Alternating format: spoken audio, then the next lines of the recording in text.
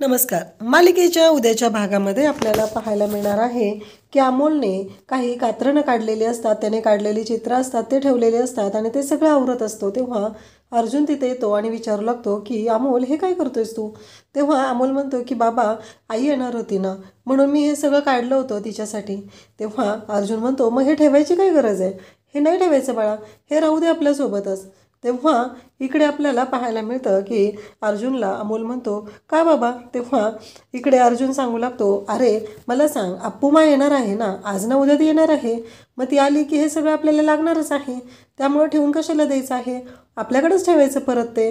असं सगळं इकडे अर्जुन सांगत असतो. आणि आपण उद्या काय करूया माहिती आहे का, आपली रूम आहे ना छान अशी डेकोरेट करूया, अप्पूमाला पण छान वाटेल, असं अर्जुन त्याला सांगत असतो. अमोल म्हणतो की बाबा, मी खूप दमलोय, मला ना झोपायचं आहे. असं म्हटल्याबरोबर अर्जुन म्हणतो की ठीक आहे, चल आता झोपवतो मी तुला. असं म्हणत अर्जुन हा अमोलला मांडीवर झोपत असतो, त्याला गोष्ट सांगत असतो. एक सिंबा असतो. एक दिवस तो जंगलात जातो आणि त्याची आई आहे ना, ती जंगलात हरवते. पण सिंबा मात्र हार मानत नाही. सिंबा मात्र रोजच पुन्हा पुन्हा शोध घेऊ लागतो आणि अमोल बोलत असतो, कारण सिंबा हा खूप स्ट्रॉंग असतो आणि त्यामुळं काहीही झालं तरीही तो अजिबात हार मानत नाही. आणि अर्जुन गोष्ट सांगत असतो आणि अमोल तसाच झोपी जातो. त्यानंतर अर्जुन अमोलला झोपवतो, पण अमोलच्या डोळ्यासमोरून ते पेपरमधलं जे दृश्य असतं, ते आजी म्हणालेले असतात की या मुलीला मी पाहिलेलं आहे, देवळाकडे जाताना पाहिलेलं आहे, असं त्याला आठवत असतं.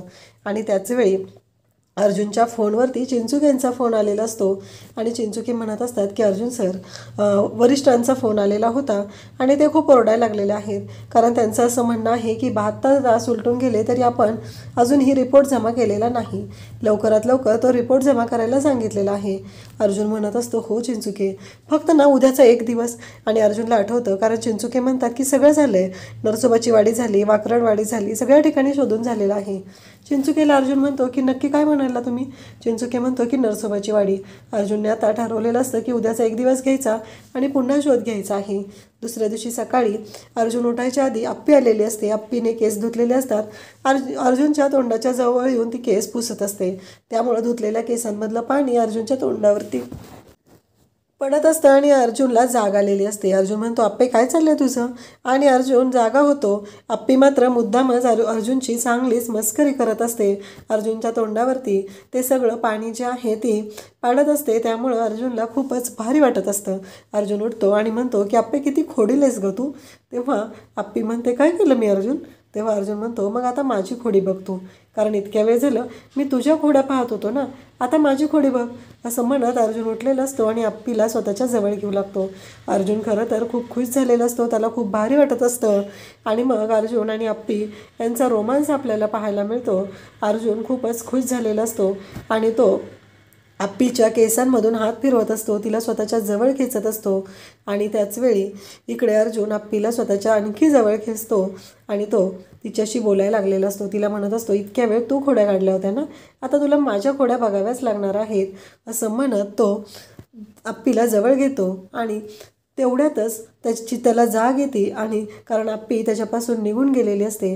अर्जुन जागा होतो आणि पाहू लागतो आणि तो जोरात ओरडतो, अप्पे करून, पण अप्पी मात्र तिथं आलेली नसते. तर अर्जुनला पडलेलं हे स्वप्न असतं.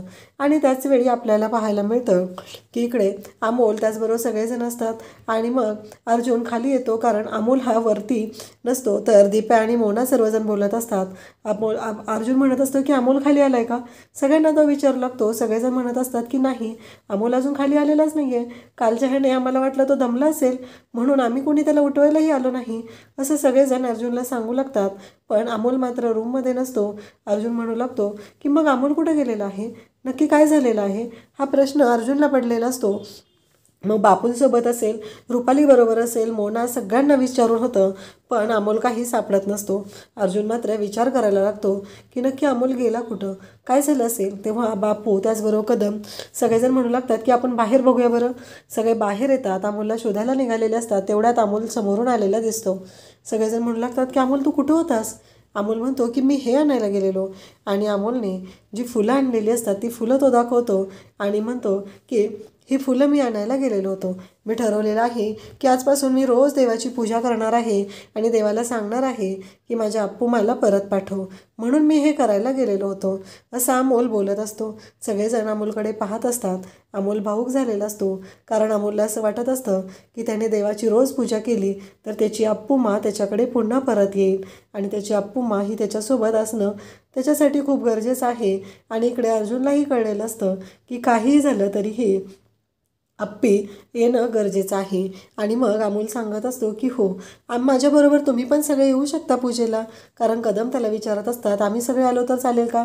त्यावरती अमोलचं म्हणणं असतं की हो नक्की, तुम्ही पण या माझ्यासोबत, असं अमोल त्यांना सांगत असतो. आणि त्याचबरोबर अमोल म्हणतो की चालेल. आता सगळेजण पूजा करण्यासाठी आत जात असतात. अर्जुन मात्र बाहेरच असतो. अर्जुन विचार करत असतो, माझं एवढंसं लेकरू त्याच्या आईकडे, आई येण्याच्या वाटेवर डोळे लावून बसलेलं आहे आणि मी काय करतोय. मी एवढा सिनियर इन्स्पेक्टर आहे, माझ्या हातात एवढं सगळं असून मी काहीच नाही करू शकत. या गोष्टीचं अर्जुनला वाईट वाटत असतं. इकडे ऑफिसमध्ये आता चिंचुकी आणि आर्या असतात, तेव्हा त्यांचे सिनियर तिथे आलेले असतात आणि ते म्हणत असतात काय चाललं आहे हे, तुम्ही एवढे दिवस झालेले आहे, तुम्ही रिपोर्ट अजून जमा का केलेला नाही, काय झालेलं आहे नक्की, अर्जुन सर कुठं आहेत. मान्य आहे मला अर्जुन सरांची परिस्थिती मी समजू शकतो, पण तुम्हाला लक्षात येते का सामान्य जनतेने काय करायचं आहे. कारण अपर्णा मॅडम या जिल्ह्याच्या कलेक्टर आहेत आणि एवढे दिवस झालेले आहेत, गाडी सापडलेली आहे, त्या गाडीमध्ये एकच डेड बॉडी सापडलेली आहे, दुसरी डेड बॉडी सापडलेली नाही. फॉरेन्सिक लॅबला रिपोर्ट दिलेले आहेत, पण मला कळतच नाही आहे की तुम्ही सगळेजण काय करताय, तुमच्या सगळ्यांचं काय चाललेलं आहे. मला विचारणारी लोक आहेत आणि तुम्ही जर मला वेळच्या वेळी रिपोर्टिंग केलं नाही तर मी वरती उत्तर काय देऊ, असं ते सर बोलत असतात. आर्याला म्हणत असतात की आत्ता ड्युटी इन्चार्ज तुम्ही आहात ना, जेव्हा अर्जुन सर इथे नसतात तेव्हा ड्युटी इन्चार्ज तुम्ही असताना, आणि अर्जुन सर कुठे आहेत. तेव्हा इकडे लगेच चिंचुके सांगतो की सर सुट्टीवरती आहेत, असं चिंचुके सांगू लागतो. आणि त्याचबरोबर चिंचुके म्हणतो की सर तसे आणखी एक दिवस द्या ना वाढवून, कारण काय माहिती आहे का, अपर्णा मॅडम ह्या अर्जुन सरांच्या मिसेस आहेत ना, मग असं व्हायला नको, आपण एकदा रिपोर्ट जमा केला आणि वेगळं परत हाती लागलं तर परत लोकांचा विश्वास आपल्यावरचा कमी होईल, म्हणून मला असं वाटतं की तुम्ही एक दिवस द्यावा, असं चिंचुके सांगत असतो. त्याचबरोबर इकडे अर्जुन विचार करत असतो. अर्जुन म्हणत असतो की काही झालं तरीही ती बातमी जी बघितलेली आहे नरसोबाच्या वाडीतली, मला नरसोबाच्या वाडीला गेलंच पाहिजे. काही असलं तरीही नरसोबाच्या वाडीला जोपर्यंत मी जात नाही तोपर्यंत माझ्या हाती काही लागणार नाही. आणि त्याचबरोबर इकडे अर्जुन त्याच गोष्टीचा विचार करत असतो. इकडे सर्वजण देवाच्या समोर हात जोडून बसलेले असतात, सगळे पूजा करत असतात. आणि अचानक अर्जुन पूजा सोडून तिथून निघून जातो आणि सगळे अर्जुनच्या मागे येतात. बापू आणि कदम त्याला विचारू लागतात की काय झालं अर्जुन. अर्जुनने नाश्ता केलेला नसतो, काही नसतं आणि तो तसाच निघालेला असतो, म्हणून सगळे त्याच्या मागे आलेले असतात आणि त्याला विचारू लागतात. तेव्हा अर्जुन म्हणत असतो नाही, माझं पोरगं देवाकडे इथं आशा लावून बसलेलं आहे आणि मी काय करतोय, काही झालं तरी मी त्यासाठी काहीच केलेलं नाही.